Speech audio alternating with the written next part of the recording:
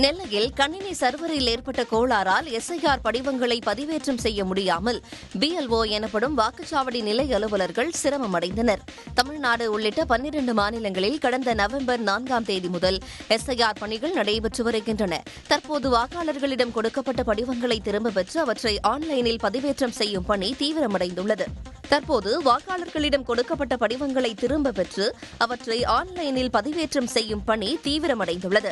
இந்நிலையில் நெல்லை மாவட்டத்தில் உள்ள 5 சட்டசபை தொகுதிகளிலும் பெறப்பட்ட படிவங்களை பிஎல்ஓக்கள் நெல்லை மாநகராட்சி கட்டுப்பாட்டில் 4 மண்டல அலுவலகங்களிலும் ஆன்லைனில் பதிவேற்றம் செய்யும் பணியில் ஈடுபட்டுள்ளனர். ஆனால் கணினி சர்வரில் ஏற்பட்ட கோளாறால் படிவங்களை பதிவேற்றம் செய்ய முடியாமல் அவர்கள் பாதிக்கப்பட்டனர். ஒரே நேரத்தில் அதிகமான படிவங்கள் குவிந்ததால் பிரச்சினை என்று தெரிகிறது. இதனிடையே கடந்த 2ஆம் தேதி வீட்டிற்கு அனுப்பாமல் இரவு முழுவதும் வலுக்கட்டாயமாக பணியில் ஈடுபடுத்தப்பட்டதை போன்ற நிலை ஏற்படுமோ என பிஎல்ஓக்கள் அச்சமடைந்துள்ளனர்.